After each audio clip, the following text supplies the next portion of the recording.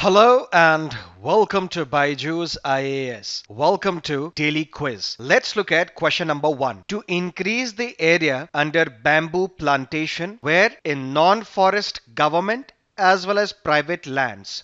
Why?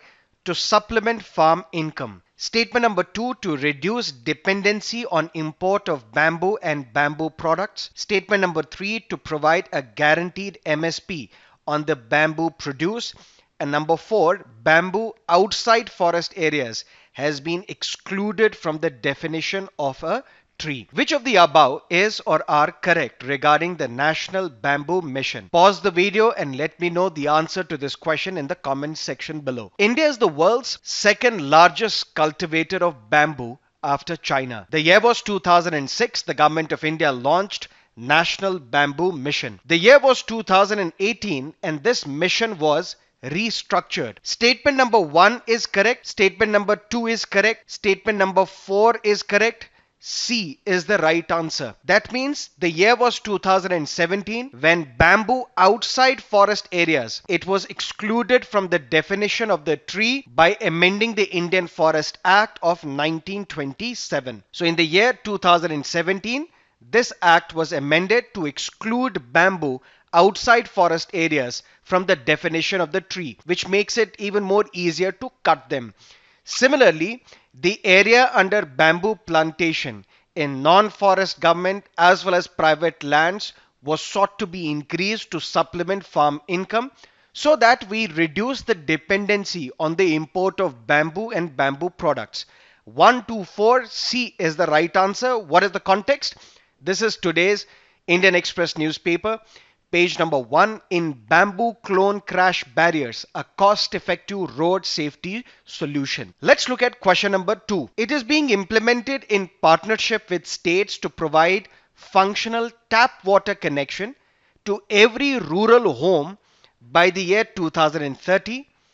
It is a decentralized, demand-driven and community-managed program with Gram Panchayat and or its subcommittee playing a key role in planning, implementation, management, operation, maintenance of in-village water supply systems. And statement number 3, the mission envisions to provide Gram Panchayat or its subcommittee to function as local water utility that focuses on water supply service delivery.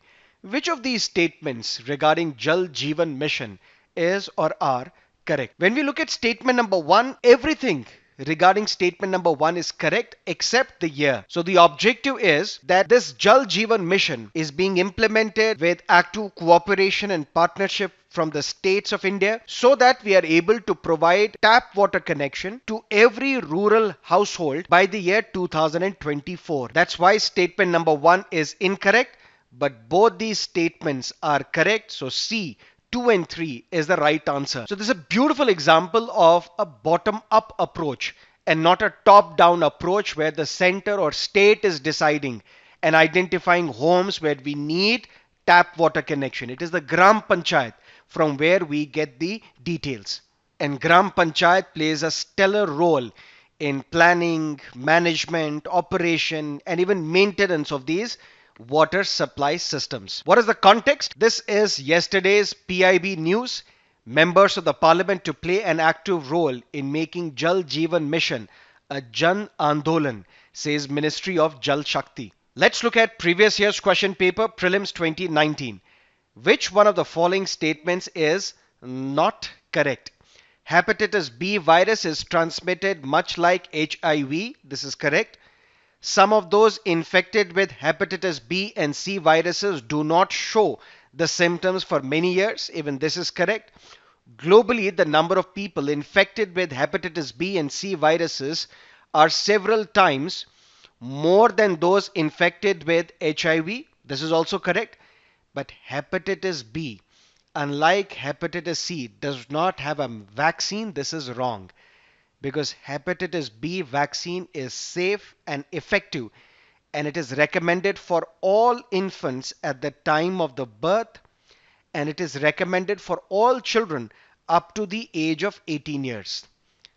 It is this vaccine which is also known as first anti-cancer vaccine.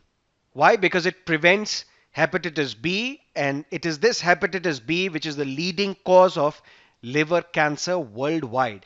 That's why B is the right answer. This is the incorrect when it comes to the question. Let's look at another question. Santusht Portal, recently seen in the news, is related to the Ministry of Labour and Employment in 2020 launched this portal, Santusht Portal. And this portal is used to monitor the implementation of the labour laws at the grassroots level. So B is the right answer. Let's look at question number 5. Which of the above is correct regarding the index of core industries? This index is released by Ministry of Finance, Statement 1. Statement 2, since March 2019, a new steel product called hot rolled pickled and oiled under the item cold rolled coils within the production of finished steel has also been included in this index. Number 3, refinery products have the lowest weight while cement has the largest weight, and this index provides the most fundamental check for the health of the Indian economy.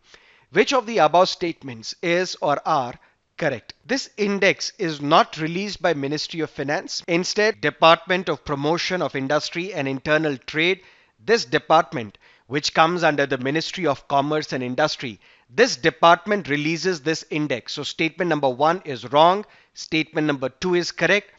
Refinery products, they have the largest weight in this index.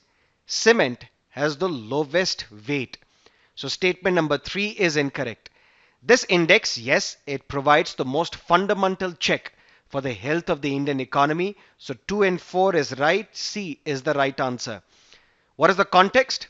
The Office of the Economic Advisor, Department for Promotion of Industry and Internal Trade is releasing index of 8 core industries for the month of December 2020. This is the PIB news. With reference to Rudram 1 missile, consider the following statements. It is a land-to-land hypersonic missile. It is indigenously developed by DRDO.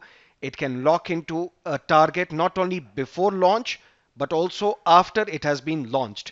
Which of the above statements is or are correct? Rudram 1 is basically air-to-surface anti-radiation missile. It's also known as New Generation Anti-Radiation Missile, and it is integrated on Sukhoi fighter aircraft, which basically means its range depends on the height at which this fighter aircraft is flying. It can be launched from a height ranging from 500 meters to 15 kilometers, and it can hit targets within the range of 250 kilometers. So first statement is wrong, second is right, and this is the beautiful thing about Rudram 1.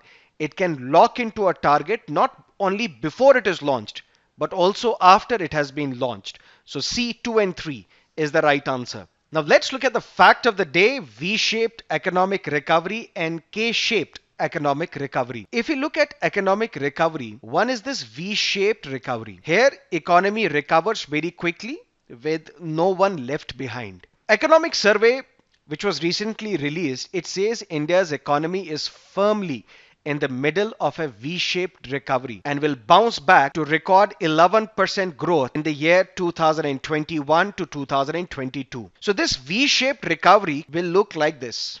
Here is the real GDP growth. Here we have the year. So something like this. Plus 11 in 2021-22 was minus 7.7. So economy here was growing, but then there was recession. But then quickly the economy is also going to recover. And this is the V-shaped recovery.